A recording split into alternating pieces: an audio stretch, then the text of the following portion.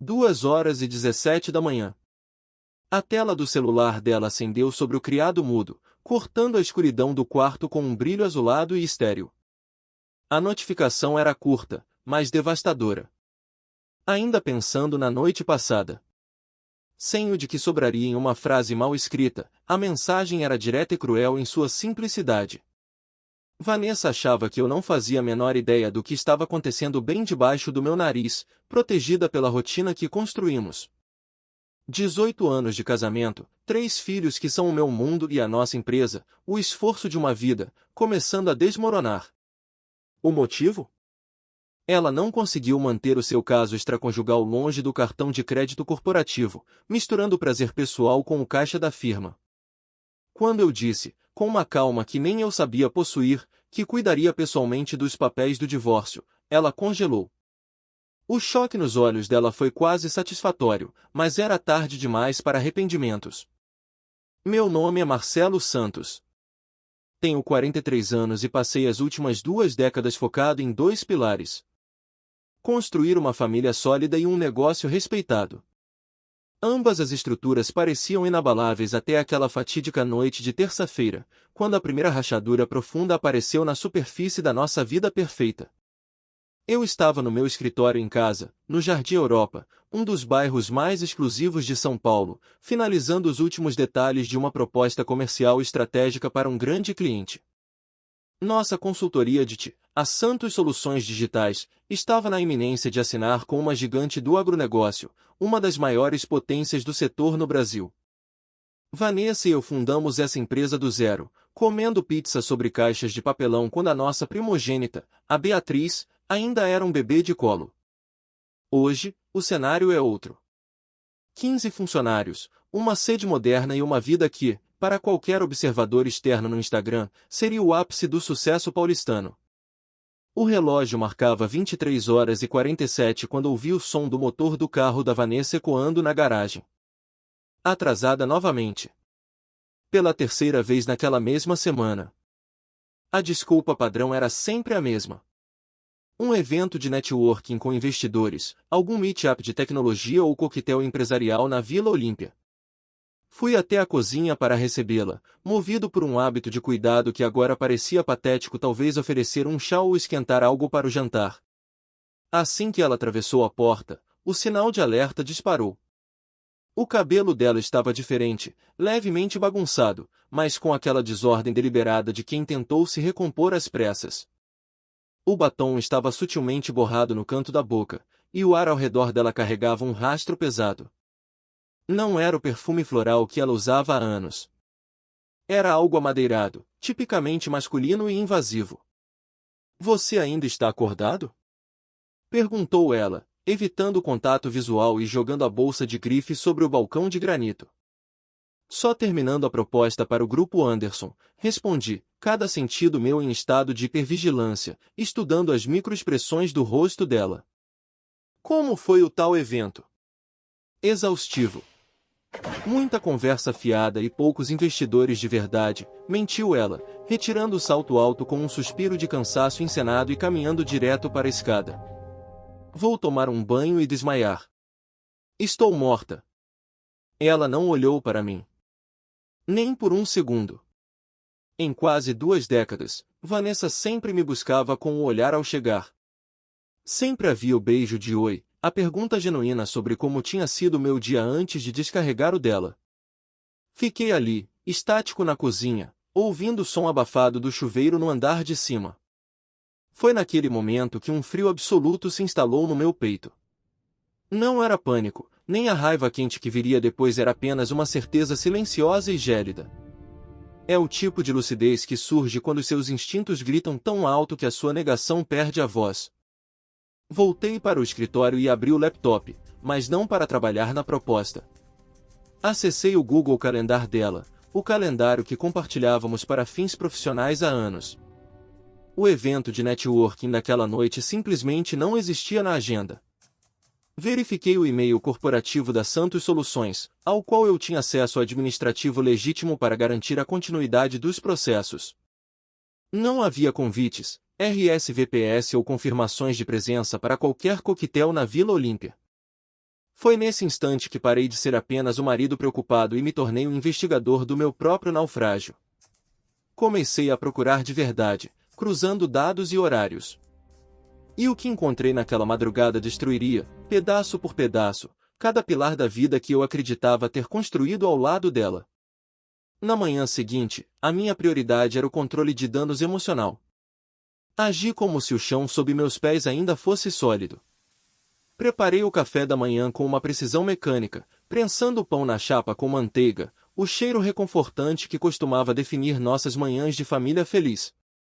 Enquanto eu organizava a mesa, perguntei casualmente sobre a agenda da Vanessa. Ela estava sentada ali, a personificação da distração, os olhos fixos na tela do celular, o rosto iluminado por uma luz artificial que parecia acentuar sua frieza. Reunião com cliente às 10 horas, murmurou ela, sem desviar a vista. Depois, almoço com aquele investidor em potencial. É bem provável que eu chegue tarde de novo. Beatriz, nossa primogênita de 17 anos, entrou na cozinha com a mochila no ombro. Ela herdou minha percepção aguçada e, por um segundo, seus olhos alternaram entre mim e a mãe, captando a estática invisível que carregava o ar. Ela não disse nada, mas o silêncio dela foi um grito. O Tiago, aos 14 anos em meio a um estirão de crescimento que o deixava perpetuamente faminto, desceu em seguida, pegando uma torrada e saindo antes mesmo de se sentar. Cadê a Camila? Perguntei, tentando manter o tom de voz leve. Ainda se vestindo, respondeu Beatriz, revirando os olhos com carinho fraternal. Está demorando uma eternidade para escolher o tênis que combine com a calça. Uma manhã normal em uma família paulistana típica do Jardim Europa. Exceto pelo fato de que a normalidade agora era apenas uma performance de teatro. Assim que a porta da garagem se fechou e a casa mergulhou no silêncio, fui para o meu escritório e fiz a ligação que mudaria o curso da minha vida. Liguei para o meu irmão, Ricardo. Ele é um dos advogados de família mais renomados de Curitiba, um especialista em divórcios de alto valor e blindagem patrimonial. Eu precisava de uma estratégia, não de consolo. Ricardo atendeu no segundo toque. E aí, Marcelo? Algum problema com a Santos Soluções? Perguntou ele, acostumado com minhas consultas profissionais. Hesitei. Dar voz ao pensamento era torná-lo uma realidade jurídica irrevogável. Acho que a Vanessa está tendo um caso, soltei, a frase saindo pesada como chumbo. Houve um hiato do outro lado da linha. Ricardo, o advogado, assumiu o controle. O que você tem de concreto? Relatei os fatos. As ausências injustificadas, a agenda fantasma, o perfume masculino impregnado nela e o súbito distanciamento afetivo. Ricardo ouviu cada detalhe com a frieza de quem já viu esse filme centenas de vezes. Marcelo, suspeita não ganha causa e não protege empresa, disse ele, com firmeza. Você precisa de provas sólidas e inquestionáveis. Se vamos levar isso adiante, especialmente com a Santos Soluções no meio do fogo cruzado, precisamos de documentação irrefutável. Como eu faço isso sem me perder no processo? Sem virar um espião de sarjeta? Questionei. Você não está espionando, está protegendo o futuro dos seus filhos e o seu patrimônio. Verifique extratos, contas conjuntas e tudo que você tem acesso legal como sócio e marido. Mas ouça bem. Não invada contas pessoais privadas nem aqui e nada. Mantenha as mãos limpas para que eu possa trabalhar no tribunal. Passei os 3 dias seguintes mergulhado em uma auditoria silenciosa. Como nossas contas empresariais eram transparentes e conjuntas por questões de governança, o rastro estava lá, esperando para ser lido. Encontrei transações recorrentes em hotéis boutique nos Jardins e no Itaim Bibi, locais onde nunca realizamos reuniões de negócios. Eram débitos feitos religiosamente às quintas-feiras, nos últimos 2 meses, sempre sob o rótulo conveniente de entretenimento de clientes. Depois vieram os recibos digitais. Jantares regados a vinhos que custavam o preço de uma compra mensal de supermercado, todos categorizados como despesas dedutíveis para a Receita Federal. Ela foi esperta, mas subestimou meu conhecimento sobre a nossa própria malha de clientes. Eu sabia que não tínhamos ninguém operando naquelas coordenadas. Fotografei cada evidência, montei uma linha do tempo e cruzei os dados com o laptop dela, onde descobri que ela bloqueava as quintas-feiras, das 18 horas à meia-noite, como tempo pessoal. A cartada mestre veio do nosso próprio acordo de acionistas. Anos atrás, sob a orientação do Ricardo, incluímos cláusulas de proteção que na época pareciam excessivas. Lá estavam elas. Infidelidade patrimonial e cláusulas de buyout por justa causa em caso de desvio de finalidade dos recursos da empresa. Sentei-me no escritório, cercado por papéis que eram a certidão de óbito do meu casamento. O que eu sentia não era mais a dor aguda da traição, mas uma clareza glacial. Eu não era mais apenas o marido traído, eu era o sócio majoritário retomando o controle. Esperei até a manhã de sexta-feira. O ar na casa estava pesado, mas eu mantive a fachada de serenidade. Vanessa tinha acabado de chegar da sua aula de yoga no Itaim. O cabelo ainda estava úmido e ela vestia roupas esportivas de grife que custavam o salário de um estagiário. As crianças já tinham saído. Beatriz, com sua responsabilidade habitual, levará Tiago e Camila no carro dela para o colégio, o que nos garantiu uma janela estratégica de pelo menos 40 minutos de isolamento. Era o momento perfeito para a execução do plano. Vanessa serviu-se de café gourmet, os olhos grudados na tela do celular, alternando entre redes sociais e e-mails de trabalho, como se nada estivesse fora do lugar. Sentei-me à mesa de carvalho da cozinha, com as mãos entrelaçadas sobre o tampo, observando cada movimento dela. Eu tinha ensaiado esse diálogo centenas de vezes na minha mente, podando as emoções para que restasse apenas a frieza dos fatos. Precisamos conversar, Vanessa, eu disse, minha voz saindo num tom baixo e controlado. Ela mal desviou o olhar do aparelho. Sobre o que, Marcelo? Tenho uma reunião de follow-up às 10 e ainda preciso passar no escritório. Sobre o Breno Albuquerque. O efeito foi instantâneo. A mão dela congelou sobre a tela por 1 milésimo de segundo. Foi um espasmo quase imperceptível de culpa, mas para quem a conhecia há 18 anos, foi uma confissão completa. Ela se recuperou rapidamente, erguendo o rosto e moldando as feições em uma máscara de confusão estudada. Quem? Perguntou ela, arqueando uma sobrancelha. O homem que você tem encontrado no Hotel Fasano toda quinta-feira à noite, respondi, mantendo o tom nivelado, sem deixar a raiva transbordar. O mesmo cujas contas você está debitando no centro de custo da nossa empresa como despesas de representação. Aquele que está te ajudando a drenar cerca de R$ 45 mil do nosso capital de giro nos últimos 2 meses. A cor fugiu do rosto da Vanessa como se alguém tivesse aberto uma válvula. Ela pousou a xícara de café com uma lentidão calculada, tentando ganhar segundos preciosos para processar a informação e montar uma linha de defesa. Marcelo, eu não faço a menor ideia do que você está insinuando, tentou ela, a voz ligeiramente mais aguda.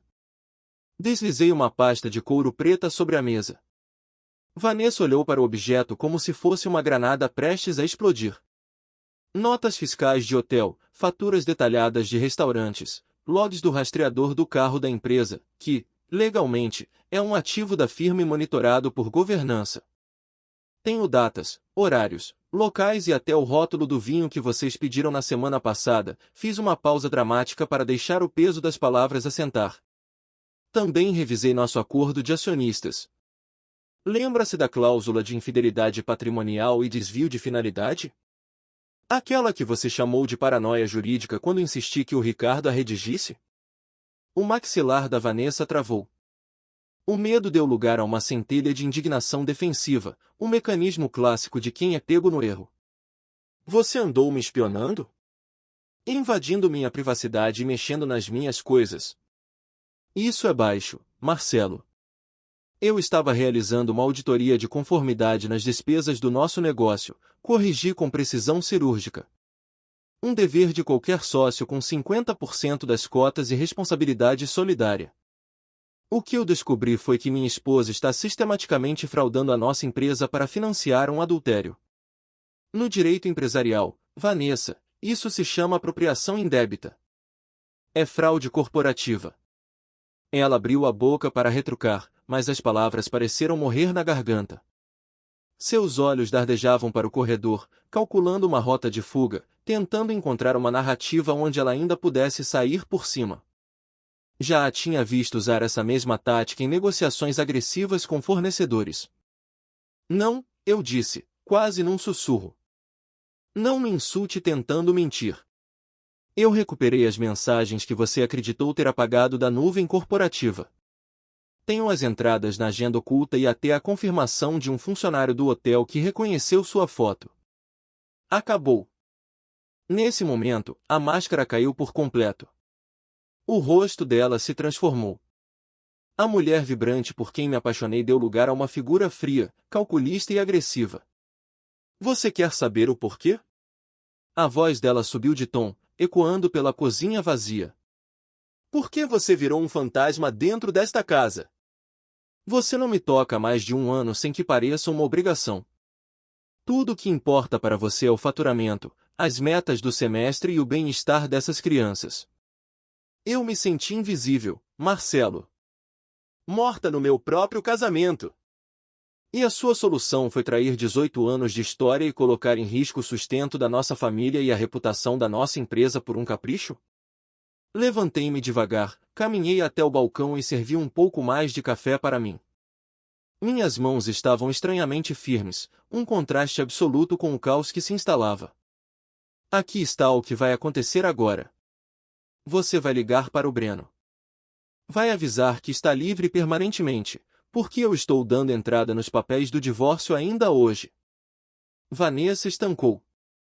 O choque finalmente suplantou a raiva. Espera. O quê? Sussurrou ela, empalidecendo novamente. Você me ouviu claramente. Você não pode estar falando sério. A voz dela agora tremia de verdade. Temos 3 filhos, Marcelo. Temos uma estrutura, uma vida construída. Você vai implodir tudo isso, jogar tudo para o alto por causa de um deslize? Olhei para ela, e pela primeira vez em dias, senti uma onda de decepção profunda que doeu mais que a traição em si. Eu não estou jogando nada fora, Vanessa. Você já fez isso no momento em que decidiu que mentir e roubar dos seus sócios e da sua família era um preço aceitável para o seu prazer. Comece a arrumar suas malas. Você pode ficar no apartamento da Raquel, sua irmã. Quero você fora desta casa até a noite de domingo. Vanessa não saiu silenciosamente. Como eu previa, ela passou a hora seguinte testando cada tática de manipulação de seu vasto arsenal. Primeiro vieram as lágrimas coreografadas, as súplicas de joelhos e as promessas desesperadas de que tudo não passará de um erro terrível e sem sentido. Jurou que Breno Albuquerque não significava nada, que ele fora apenas uma distração para o seu estresse e que ela terminaria tudo naquele exato segundo se eu lhe desse uma última chance. Quando percebeu que o meu silêncio era uma barreira intransponível, ela tentou a barganha. Sugeriu terapia de casal intensiva, viagens para reconectar e o argumento clássico de que o divórcio destruiria o emocional das crianças muito mais do que o seu caso jamais faria. Continuei impassível, o que a levou ao estágio final. Agressividade pura e destilada. Você vai se arrepender amargamente disso, Marcelo. Sibilou ela, o rosto retorcido em uma expressão de ódio que eu nunca vira em 18 anos. Meu pai vai acabar com você. Ele tem contatos que você nem imagina. Você acha mesmo que pode me chutar da minha própria empresa? Eu construí esse negócio tanto quanto você, tijolo por tijolo. Nossa empresa, corrigi com uma calma que parecia irritá-la ainda mais. E de acordo com o acordo de acionistas que você assinou voluntariamente, a infidelidade patrimonial e o uso comprovado de recursos da companhia para ganho pessoal ativam uma cláusula de exclusão imediata. Estamos falando de uma apuração de haveres por falta grave, com avaliação de cotas reduzida. O Ricardo já está com a minuta pronta. Você receberá o que lhe é de direito por lei, nem um centavo a mais, nem um a menos. O rosto dela perdeu a cor, ficando pálido como giz. Você envolveu o seu irmão nisso? Você contou cada detalhe podre para o Ricardo? Eu consultei o meu advogado para proteger os interesses da Santos Soluções e, acima de tudo, o futuro dos meus filhos, respondi com firmeza absoluta. A Beatriz presta vestibular no ano que vem, está focada na Politécnica ou na FGV. O Tiago e a Camila precisam de estabilidade, não de um espetáculo de horrores. Você realmente achou que eu permitiria que você os arrastasse para o fundo do poço? Que eu deixaria você incinerar o futuro deles porque você não teve o caráter de honrar seus votos? O silêncio que se seguiu durou 10 segundos, mas pareceu uma eternidade. As crianças não precisam saber dos detalhes, disse Vanessa, agora com uma voz trêmula e desesperada. Podemos dizer que nos distanciamos, que o amor acabou. Podemos ser civilizados, Marcelo. Pelo bem deles. Eu concordo plenamente, respondi. E é exatamente por isso que você vai arrumar suas malas agora, sem dramas e sem cenas.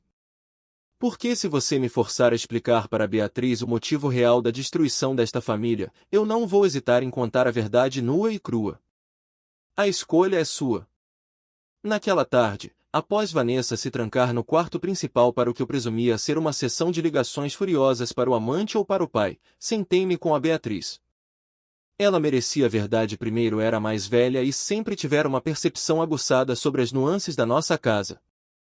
Fomos para o meu escritório e fechei a porta, isolando-nos do mundo. Pai, o que está acontecendo de verdade? Beatriz disparou antes mesmo de eu me sentar. A mãe está trancada chorando desde cedo e eu ouvi os gritos de vocês. Não tenta me enrolar.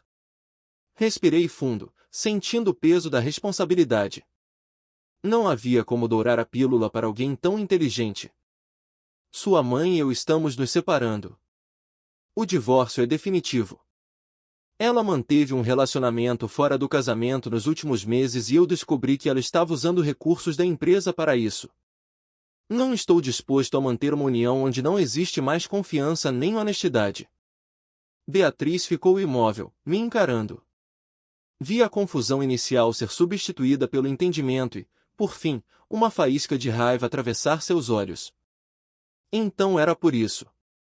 As saídas repentinas, as reuniões de diretoria toda quinta-noite que nunca acabavam, disse ela baixinho, a voz vacilando por um momento antes de recuperar a firmeza. Eu sabia que tinha algo errado. Ela estava diferente, distante, como se estivéssemos incomodando a nova rotina dela. Achei que era o estresse do novo contrato com o grupo de agronegócio. Sinto muito que você tenha tido que carregar essa suspeita sozinha, eu disse, sentindo uma pontada de culpa. Eu deveria ter percebido os sinais muito antes. Não peça desculpas por algo que ela escolheu fazer. O maxilar da Beatriz travou, um gesto que era o espelho do meu próprio.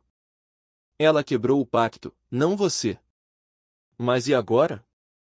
Como vamos ficar? Vamos ficar bem, eu prometo, assegurei, segurando as mãos dela. Mas vou precisar da sua ajuda, Bia.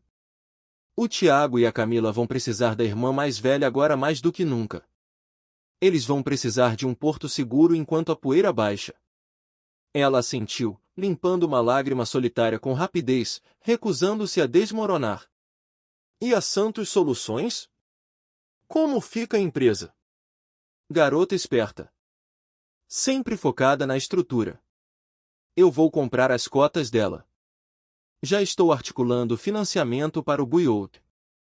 A empresa continua sob meu comando exclusivo. Nossos funcionários estão seguros e nada muda no nosso padrão de vida. O negócio que construímos para vocês permanece de pé.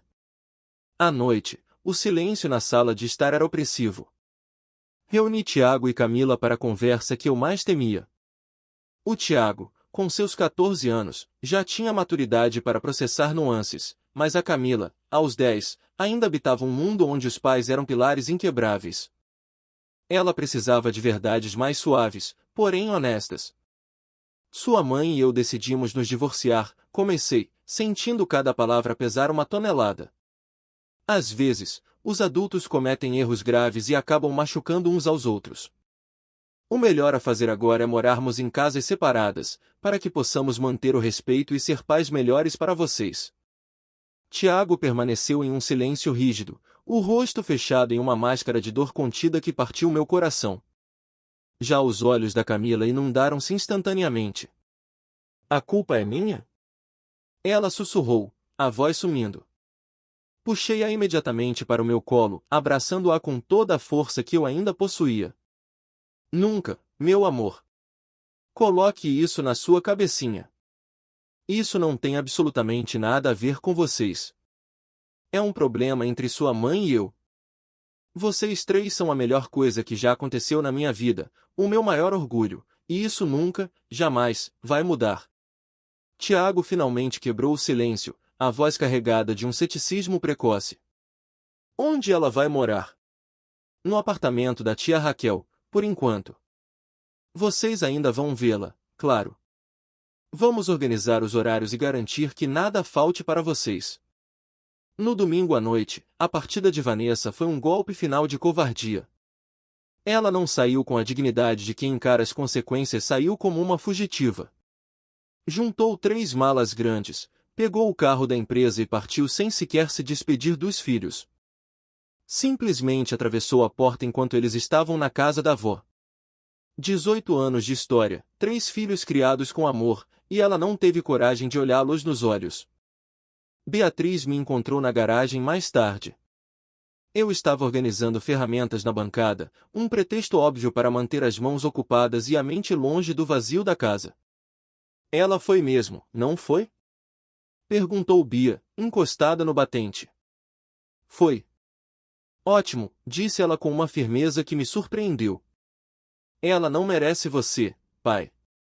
E, honestamente, ela não merece a gente também. Puxei minha filha para um abraço e, naquele instante, uma percepção profunda me atingiu. Eu não estava destruído. Não estava sequer danificado. Eu estava, pela primeira vez em anos, respirando um ar limpo. Eu estava livre. A segunda-feira de manhã, contudo, trouxe o mundo real de volta com a força de um furacão. Eu estava na sede da Santos Soluções Digitais, mergulhado nos cálculos preliminares de buyout que o Ricardo me enviará por e-mail, quando a Michele, minha secretária, bateu na porta com uma expressão de estranhamento. Marcelo, tem um senhor aqui querendo falar com você. Ele diz que é urgente e de caráter estritamente profissional. O nome é Breno Albuquerque. O sangue gelou em minhas veias por um segundo, antes de ferver em uma indignação surda e, finalmente, se assentar em uma calma absoluta e perigosa. Mande-o entrar, Michele. Breno Albuquerque entrou no meu escritório com a arrogância de quem já se sentia o dono do território. Alto, impecável em um terno sob medida que exalava sucesso no ecossistema de tech, ele ostentava aquele sorriso ensaiado de quem está acostumado a seduzir fundos de investimento. Marcelo Santos. Breno estendeu a mão com uma audácia cínica. Eu não a apertei. Apenas o encarei, sustentando o olhar até que ele recolhesse o braço, visivelmente desconfortável, mas tentando manter a pose. Creio que temos assuntos pendentes para discutir. Ele sentou-se na cadeira de couro à frente da minha mesa, cruzando as pernas sem ter sido convidado. Sobre o que exatamente? Perguntei, minha voz saindo mais fria do que o ar-condicionado da sala. Sobre o contrato do Grupo Anderson. O deal que vocês estão tentando fechar há meses. Eu sou o novo diretor de tecnologia, Cocto, da Anderson Industries. Sou eu quem está dando a palavra final na avaliação da sua proposta técnica. A sala pareceu oscilar por um breve momento. A ironia era cruel demais para ser obra do acaso. O amante da minha esposa era o gatekeeper do contrato que salvaria o fluxo de caixa da minha empresa. Você deve estar brincando, eu disse secamente. O sorriso de Breno se alargou, tornando-se algo predatório. Não estou. O mundo corporativo é um ovo, não é? Estou revisando a sua proposta há 3 semanas. Trabalho impressionante, devo admitir. A Vanessa foi fundamental para que eu entendesse as reais capacidades e as vulnerabilidades da sua consultoria durante os nossos encontros particulares. Havia uma provocação deliberada em cada sílaba, um prazer sádico em jogar a traição na minha cara dentro do meu próprio santuário profissional. Levantei-me devagar, caminhei até a porta e a tranquei. Voltei-me para ele, mantendo a postura ereta e o tom de voz perfeitamente estável. Eu não ia apenas reagir, eu ia virar o jogo. Vamos deixar uma coisa bem clara aqui, eu disse, cada palavra saindo como uma lâmina afiada. Minha vida pessoal e minha trajetória profissional são esferas completamente distintas. Você quer avaliar a proposta da Santos Soluções? Ótimo! Faça o seu trabalho e avalie-a pelo mérito técnico e comercial. Mas se você nutre a ilusão de que pode usar o seu envolvimento com a minha futura ex-esposa para manipular este deal, você está cometendo um erro estratégico gravíssimo. O sorriso de Breno vacilou, a confiança começando a dar lugar a uma irritação mal disfarçada. Eu não estou tentando manipular nada, Marcelo. Só achei que... Então, por que exatamente você está aqui? Interrompi, dando a volta na mesa e ficando a poucos centímetros dele. No meu escritório, me informando que está saindo com a minha esposa e, no mesmo fôlego, mencionando que revisa o maior contrato da minha empresa? O que você esperava conseguir com essa visita de cortesia? Uma demonstração de submissão? Ele se mexeu na cadeira, visivelmente desconfortável com a minha proximidade física e o tom gélido da minha voz. Eu queria ser transparente. Agir com profissionalismo. De homem para homem. De homem para homem? Soltei uma risada curta e sem humor. Um homem de verdade não se enfia na cama da esposa de outro. Um homem com ética não usa uma oportunidade de negócios para esfregar um caso extraconjugal na cara de um parceiro comercial. Você quer profissionalismo? Pois bem. Saia do meu escritório agora.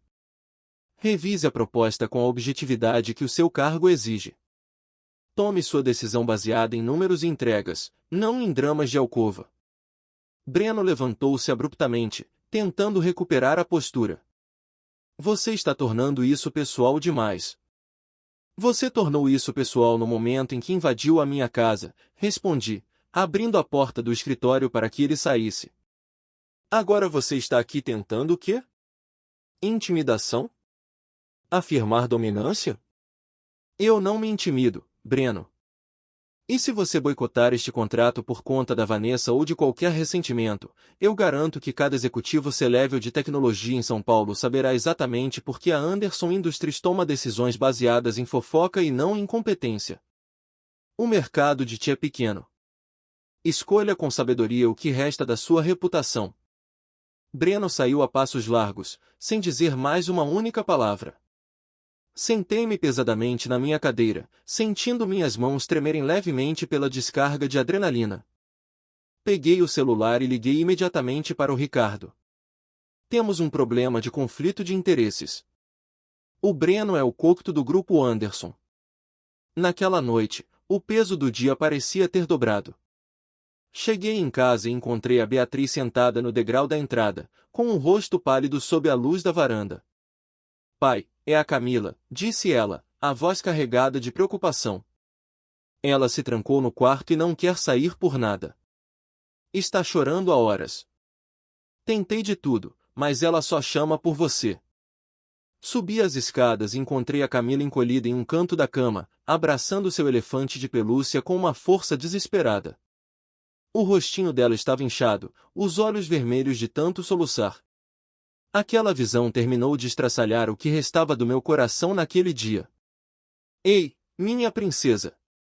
Eu disse suavemente, sentando-me ao lado dela. Camila olhou para mim, os lábios tremendo. Papai! A mamãe vai voltar? Ela vai visitar vocês, eu prometo. Vamos organizar tudo para que vocês passem tempo com ela. Mas por que ela foi embora sem dar tchau?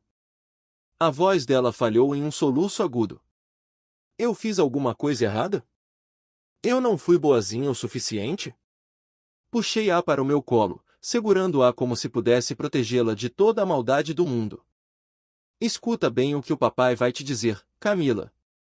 Nada disso, absolutamente nada, é culpa sua. Nem um pouquinho. Às vezes os adultos se magoam e tomam decisões difíceis, e precisam se separar para que a casa não fique triste. Mas o Tiago e a Bia são perfeitos. Vocês são a melhor parte de mim e da mamãe. Tiago apareceu na moldura da porta, observando a cena em silêncio. Aos 14 anos, ele tentava desesperadamente sustentar uma máscara de fortaleza, mas eu vi as rachaduras no seu olhar. Tiago, vem cá, eu chamei. Ele hesitou por um segundo, mas acabou vindo. Puxei os dois para um abraço coletivo e ficamos ali, em silêncio, enquanto a Camila soluçava baixinho e o Tiago lutava contra as próprias lágrimas, rendendo-se finalmente ao peso daquela nova realidade.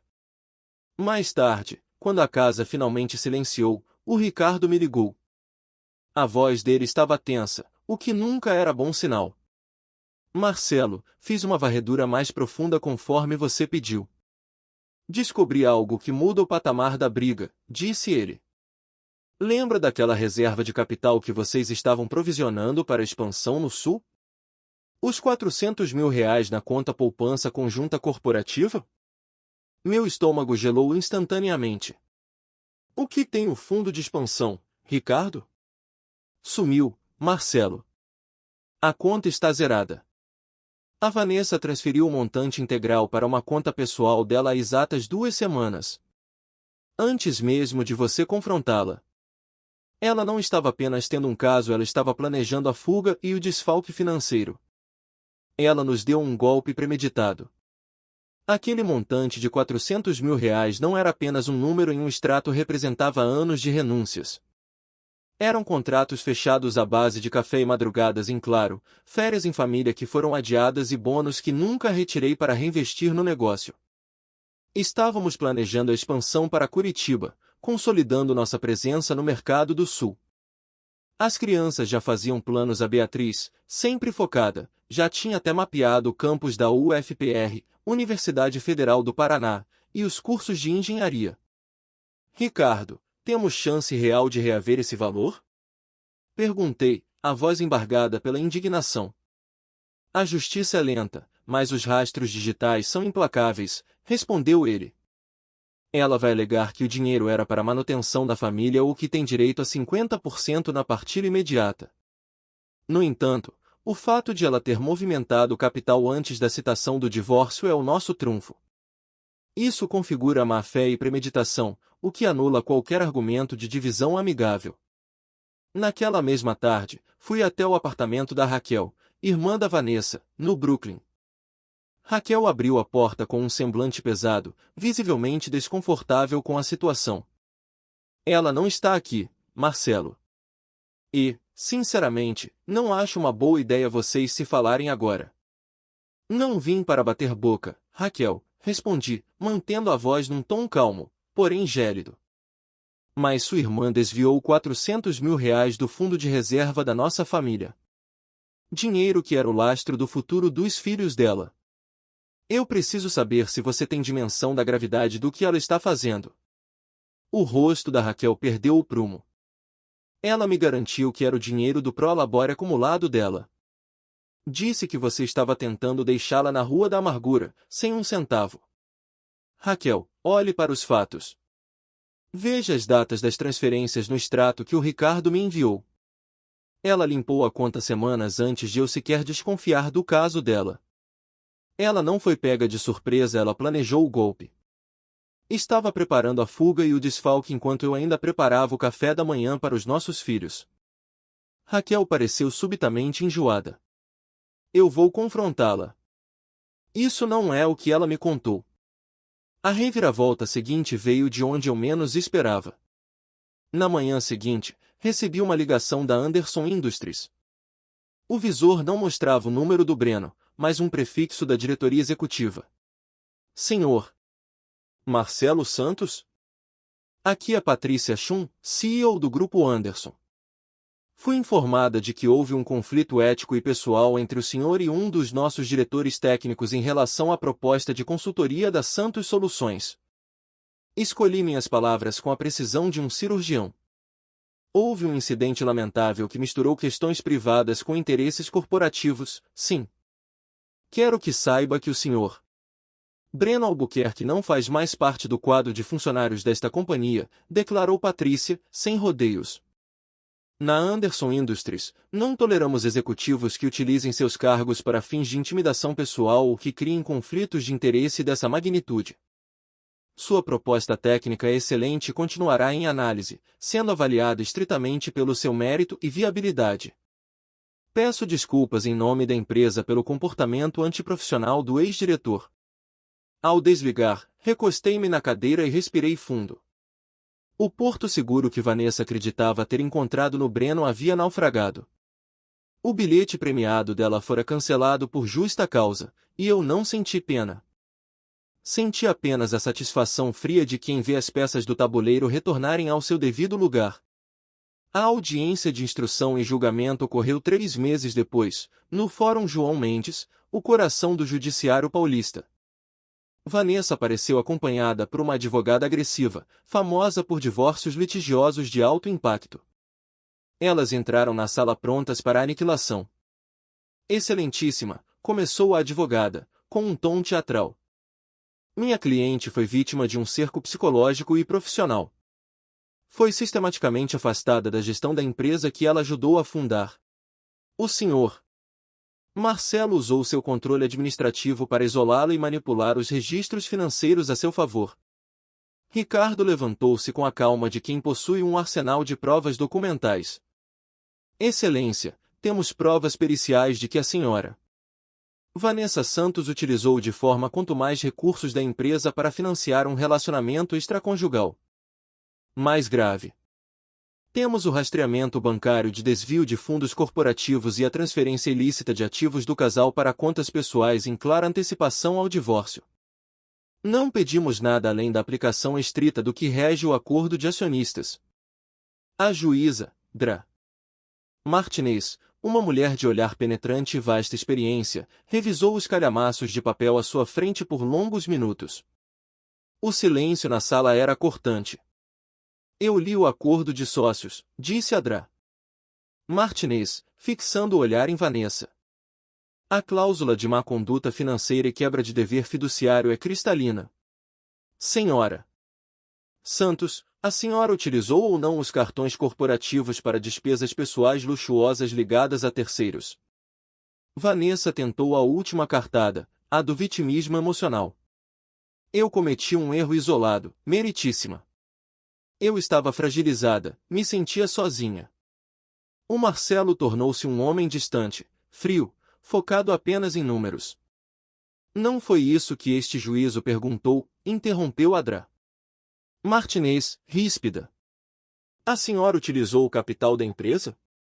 E a senhora transferiu R$ 400.000 de uma conta conjunta para uma conta privativa 2 semanas antes do anúncio da separação? Aquele dinheiro também era meu por direito. Explodiu Vanessa, perdendo a compostura. Excelência, interveio Ricardo, aquele capital era uma reserva específica para a expansão da companhia e para o fundo educacional dos herdeiros. A transferência foi feita na surdina, sem consulta ao sócio-administrador. A sentença da Dra. Martinez foi um golpe de martelo na realidade de Vanessa.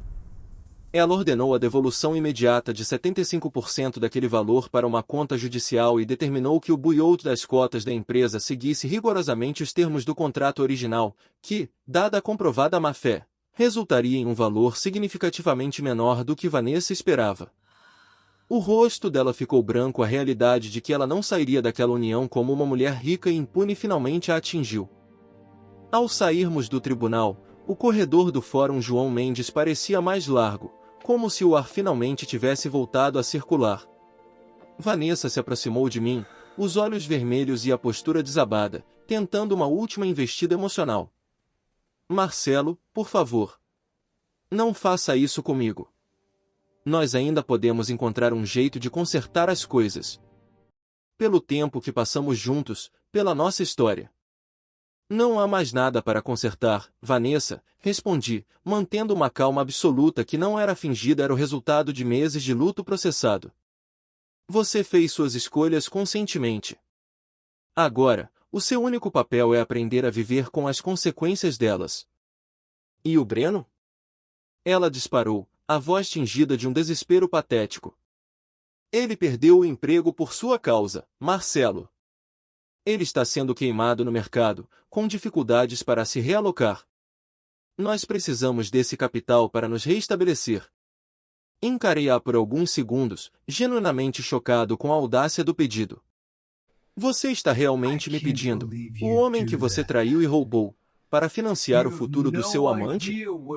Estou pedindo para você ter compaixão, pela nossa história, retrucou ela, sem um pingo de vergonha. Eu tenho compaixão, Vanessa. Muita. Tenho compaixão pelos nossos filhos, pela família que você implodiu sem olhar para trás e pelo futuro brilhante que você jogou no lixo por um capricho. Mas quanto a você e ao Breno? Vocês estão por conta própria. O banco da minha benevolência fechou para você no momento em que você limpou aquela conta poupança. 8 meses após a sentença final do divórcio, eu estava sentado na varanda da nossa nova casa em Curitiba. Tomamos a decisão estratégica de fazer a mudança definitiva para o sul. Beatriz tinha realizado seu sonho. Começar o primeiro ano de engenharia na UFPR, brilhando como sempre. O Tiago estava prosperando em um novo colégio, já integrado e respeitado como capitão do time de handebol. A Camila, com a resiliência mágica das crianças, fizera novos amigos e raramente mencionava a mãe, focada em sua nova rotina de balé e estudos.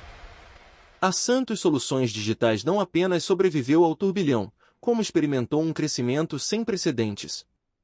Sem as drenagens financeiras da Vanessa e a sombra ética do Breno, finalizamos o contrato com o Grupo Anderson e atraímos mais 2 players gigantes do setor.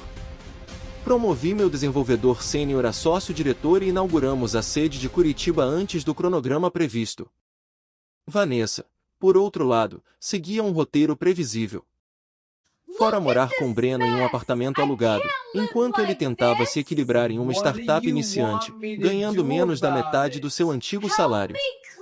Ela torrou a sua parte da partilha em menos de um semestre, mantendo um padrão de vida que não possuía mais, e tentou me processar novamente pedindo revisão de pensão, um pleito que a justiça negou sumariamente.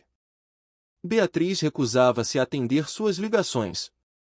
Tiago a visitava uma vez por mês, mais por uma formalidade moral do que por desejo real. Curiosamente, o pai de Vanessa, o Sr. Roberto, tornou-se um pilar em nossa nova vida. O senhor de 68 anos, envergonhado pelas atitudes da filha, viajava para Curitiba para assistir aos jogos do Tiago e compartilhava o almoço de domingo conosco uma vez por mês. Você é um homem íntegro, Marcelo, disse-me Roberto em uma dessas tardes, enquanto observávamos os netos no jardim. Um homem muito melhor do que minha filha merecia ter ao lado. Sinto profundamente por toda a dor que ela te causou.